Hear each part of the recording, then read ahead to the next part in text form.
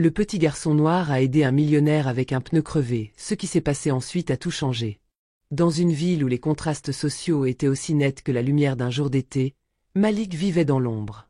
Une ville divisée entre les quartiers chics où l'opulence était presque palpable et les rues délaissées, où la pauvreté se vivait au quotidien, à chaque coin de rue. À seulement 10 ans, Malik avait déjà plus connu de souffrance et de lutte que certains adultes. Orphelin de mère depuis sa naissance et avec un père qui n'avait jamais voulu prendre part à sa vie, il avait appris à se débrouiller seul très tôt. Chaque matin, après un réveil dans une vieille pièce délabrée partagée avec d'autres enfants de son âge, Malik partait à la recherche de quelque chose à manger. Parfois, c'était un morceau de pain abandonné dans une poubelle, parfois il rendait de petits services aux passants, portait des sacs lourds, lavait des voitures, ou même chantait pour quelques pièces. Ses pieds nus étaient toujours couverts de poussière, mais cela ne l'empêchait pas de marcher avec une certaine grâce. Loin d'être un enfant qui se plaint, il était celui qui observait, celui qui attendait patiemment une chance, une occasion de changer sa vie. Il connaissait bien sa ville. Il savait quels étaient les quartiers réservés aux privilégiés, et ceux où l'espoir semblait se dissoudre avec la poussière des rues. Il passait souvent devant ces maisons imposantes, ces voitures dernier cri, ces magasins remplis de vitrines scintillantes qu'il ne pourrait jamais se permettre. Mais son regard n'était pas rempli de jalousie. Il ne ressentait pas cette amertume que beaucoup dans sa situation auraient éprouvée. Non, Malik était un rêveur. Un rêveur secret. Il se tenait là, sur le trottoir, ses yeux fixés sur les luxes qu'il imaginait ne jamais toucher, mais se promettant silencieusement qu'un jour, quelque chose changerait. Ce jour-là, comme tous les autres, il arpentait les rues, perdu dans ses pensées. Le soleil frappait fort, écrasant la ville sous une chaleur étouffante.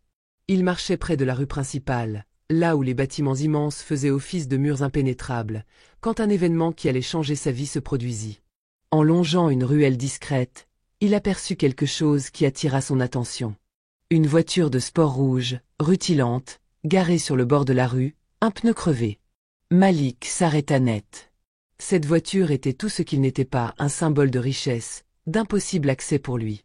Il hésita, son cœur battant la chamade. D'un côté, il savait qu'il n'appartenait pas à ce monde, et que ses efforts risquaient de n'être qu'une perte de temps. Mais de l'autre, quelque chose dans son instinct lui disait que c'était une occasion à saisir. Son regard se porta sur l'homme assis dans la voiture, un homme bien habillé, dans la quarantaine, visiblement frustré par la situation. Il semblait absorbé par son téléphone, comme si la situation n'était qu'un petit contretemps dans sa journée. Malik, un peu nerveux, s'approcha. Il ne savait pas vraiment ce qu'il allait dire, mais il savait que s'il ne faisait rien, ce serait peut-être sa seule chance de montrer qu'il n'était pas juste un autre enfant des rues. Il prit une profonde inspiration et, d'une voix timide mais déterminée, il s'adressa à l'homme. « Excusez-moi, monsieur. Vous avez un pneu crevé, je peux vous aider à le changer. » L'homme leva lentement les yeux, scrutant le garçon. Il semblait un peu surpris par l'apparition soudaine de ce gamin dans la rue, encore plus étonné qu'il propose son aide. Il prit un instant pour jauger l'enfant. L'hésitation de Malik était palpable, mais il y avait quelque chose de sincère dans son regard, une douceur dans sa voix. « Tu sais comment réparer un pneu, gamin ?» demanda l'homme, d'un ton sec et presque moqueur, un peu comme s'il doutait de la capacité de Malik à accomplir une tâche aussi simple que de changer un pneu. Il n'avait certainement pas l'habitude qu'un enfant dans la rue lui propose de l'aide. Les gens comme lui étaient rarement ceux qui se laissaient aider. Malik hocha la tête, bien qu'il n'eût jamais eu l'occasion de changer un pneu lui-même. Il se souvenait des images floues de son père, un homme robuste et résolu, qui, à l'époque, s'occupait de la voiture familiale avec une habileté presque naturelle.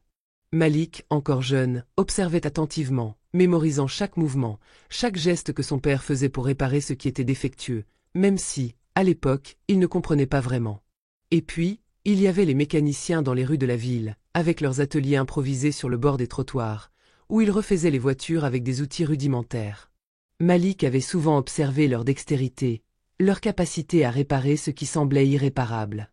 Mais rien de tout cela ne valait l'expérience de la pratique. « Donne-moi quelques minutes, monsieur, répondit-il, son cœur battant la chamade. Le regard de l'homme était un mélange de doute et de curiosité, mais il acquiesça, sans vraiment savoir à quoi s'attendre. Après tout, il n'avait rien à perdre en laissant cet enfant essayer. Malik se mit donc à l'œuvre, ses mains petites et maladroites, mais pleines de détermination. Il s'agenouilla au sol, enroulant ses bras autour du pneu comme s'il se battait contre un monstre invisible. Chaque mouvement semblait presque hésitant, comme si son corps était encore en train d'apprendre le chemin de la confiance. Pourtant, il ne se laissa pas décourager. Il avait vu des hommes plus vieux, des hommes bien plus expérimentés, faire ce travail, et il se répétait dans sa tête que, lui aussi, pouvait y arriver. L'homme, de son côté, observait avec une forme de scepticisme, la surprise se mêlant à une certaine incrédulité. Il n'aurait jamais imaginé qu'un garçon dans une situation comme celle de Malik puisse accomplir une tâche aussi simple mais essentielle. Les minutes passaient, et l'effort de Malik devenait plus fluide. Sa concentration était absolue. L'homme se redressa, les bras croisés, scrutant son travail. En moins de 15 minutes, le pneu était changé. L'homme n'arrivait pas à y croire. Il se tenait là, ébahi, ses yeux fixés sur Malik, qui se relevait avec un sourire furtif, presque timide. Ce n'était pas la perfection, mais c'était assez. « Tu sais, gamin, tu es plutôt rapide, dit-il enfin, son ton plus doux, un peu plus étonné. Tu as de la chance. Je n'aurais jamais cru que tu pourrais y arriver. » Il sourit, mais c'était un sourire un peu forcé, comme s'il tentait de dédramatiser la situation. En réalité, il était impressionné, non seulement par la rapidité avec laquelle Malik avait réparé la voiture, mais par cette constance dans son travail, cette énergie qui se dégageait de lui, comme si chaque geste qu'il faisait avait un but plus grand. Ce n'était pas juste un enfant qui réparait un pneu, c'était un enfant qui réparait sa vie. Malik, un peu gêné par le compliment, répondit simplement « Ce n'est rien, monsieur. C'était juste ce que j'avais à faire. » Son regard fuyait celui de l'homme, comme s'il était gêné par l'attention. Mais il ne savait pas vraiment quoi dire. Il n'avait jamais cherché à se faire remarquer ou à recevoir des louanges. Tout ce qu'il voulait, c'était être utile, de manière simple. Il ne savait pas comment exprimer à l'homme qu'il n'avait pas réparé simplement un pneu, il avait réparé un petit morceau de sa propre existence, un acte de survie et de dignité dans ce monde qui lui semblait parfois si indifférent. L'homme se sentit curieusement touché par cette réponse. Un mélange de gratitude et de culpabilité s'empara de lui. Il avait l'habitude que les gens lui demandent de l'argent ou de l'aide pour des choses simples. Mais ce gamin semblait différent. Il n'y avait pas de demande implicite, pas de pression. Malik avait simplement fait ce qui devait être fait, sans chercher à obtenir quoi que ce soit en retour. Cela ébranlait l'homme d'une manière qu'il n'avait pas anticipée. Il voyait, dans les yeux de Malik, une forme de dignité tranquille. Un désir de faire plus, de se montrer à la hauteur, même dans un monde qui semblait l'ignorer. « Écoute, gamin, dit l'homme après un long silence, sa voix un peu plus douce maintenant, comme s'il cherchait à trouver les mots justes. Je m'appelle Richard. » Il tendit sa main vers Malik, un geste qui semblait presque symbolique, comme une promesse silencieuse de changement. Malik hésita un instant, son esprit empli d'incertitude et de questionnement, mais quelque chose dans l'intention de Richard le poussa à répondre. Il serra sa main avec une fermeté qui le surprit lui-même, un mélange de gratitude et de défi dans son geste. « Tu veux bien me suivre pour que je puisse te remercier d'une manière ou d'une autre ?»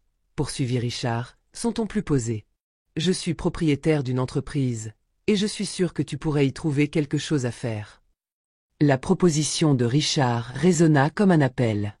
Malik n'avait jamais entendu parler de cette entreprise, mais il savait une chose, il ne pouvait pas refuser une telle offre. C'était une chance, une opportunité rare qui pourrait lui ouvrir des portes qu'il n'avait jamais imaginées. Il suivit donc Richard jusqu'à sa voiture, le cœur battant à toute allure, et son esprit en ébullition, se demandant ce qui allait suivre. Chaque pas semblait lourd de promesses. Les jours qui suivirent furent pour Malik une véritable révélation. Richard ne s'était pas contenté de lui offrir un simple emploi de nettoyage dans son entreprise. Il lui avait tendu la main d'une manière plus profonde, en l'aidant à se réinsérer dans un système qu'il avait toujours vu de loin. L'homme lui avait même offert un soutien financier pour lui permettre de reprendre l'école, un luxe auquel Malik n'avait jamais osé rêver. Mais plus que tout, Richard avait trouvé un mentor pour Malik, un homme expérimenté dans le domaine de la gestion d'entreprise et de la comptabilité, prêt à lui transmettre son savoir. Pour Malik, c'était le début d'un autre monde. Un monde de possibilités qu'il n'avait même pas osé imaginer. Cependant, l'adaptation ne fut pas facile. Malik venait d'un quartier où la violence et la misère étaient des compagnons quotidiens. L'idée de s'intégrer dans un environnement plus prospère semblait presque irréelle. Certains de ses anciens amis ne cachaient pas leur scepticisme. « Tu crois vraiment que tu vas réussir à t'intégrer ici? Lui lançait-il souvent, avec un rictus moqueur. T'es qu'un gamin des rues. T'as rien à faire là-bas. Chaque insulte, chaque raillerie, le renforçait davantage. Malik se souvenait de la gentillesse de Richard, de la façon dont cet homme, sans rien attendre en retour, l'avait pris sous son aile. Cette bienveillance devenait sa force motrice. Il n'allait pas laisser la société dicter ses chances. Il avait une mission personnelle. Il devait prouver que cet investissement en lui ne serait pas vain. Au fur et à mesure qu'il grandissait, Malik se donna corps et âme à l'entreprise. Il ne cherchait pas à impressionner. Il travaillait dur, sans relâche, fidèle à lui-même.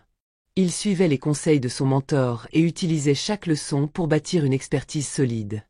Les années passèrent, et Malik gravit lentement mais sûrement les échelons de l'entreprise. À chaque étape, il devenait un employé précieux. Non seulement pour ses compétences techniques, mais aussi pour son respect des autres et sa vision déterminée. À 18 ans, il fut promu assistant de direction. À 24 ans, il dirigeait un département entier, un rôle qu'il n'aurait jamais cru pouvoir atteindre. Mais c'était bien plus que cela. Ce qu'il avait acquis n'était pas seulement du savoir-faire, mais aussi la conviction que son avenir ne dépendait plus des circonstances de son passé, mais de la direction qu'il choisirait de prendre. Son rêve, en silence, se dessinait. Malik voulait, un jour, offrir à la communauté qu'il avait vu grandir les mêmes opportunités qu'il avait reçues. Il avait vu de ses propres yeux que le changement était possible, que l'effort et la persévérance pouvaient ouvrir des portes. Mais cela nécessitait aussi de redonner, de créer des ponts entre ceux qui avaient tout et ceux qui n'avaient rien. Un jour, des années plus tard, alors que Malik était sur le point de lancer sa propre entreprise, il croisa Richard dans un café. L'homme le regarda, ses yeux pétillants d'une fierté tranquille, et, avec un sourire sincère, dit « Je savais que tu irais loin ». Les mots étaient simples, mais pour Malik, ils étaient porteurs d'un poids immense. Ces quelques syllabes incarnaient non seulement la reconnaissance d'un homme envers un autre, mais aussi la validation de tout ce qu'il avait traversé pour en arriver là. Malik sourit à son tour, mais dans son cœur, il savait que ce moment n'aurait jamais existé sans ce jour où Richard lui avait tendu la main, sans cette petite action qui semblait si insignifiante à l'époque, changer un pneu. Ce simple changement de pneu avait été plus qu'un acte de générosité. C'était un acte de foi en l'humanité, un geste d'un homme qui croyait que même ceux qui semblaient perdus pouvaient se retrouver. Et c'est ce qui avait changé la trajectoire de Malik à jamais. Aujourd'hui, en lançant sa propre entreprise, Malik savait que son succès ne serait pas seulement le sien. Il serait le fruit d'une solidarité inespérée. Il avait maintenant la responsabilité de tendre la main, tout comme Richard l'avait fait pour lui. Et cette fois, il ne laisserait pas l'opportunité passer. Il savait que chaque petit geste pouvait faire une différence. Pour lui, tout avait commencé par un simple acte de bonté, et c'était ce même principe qui guiderait désormais ses pas.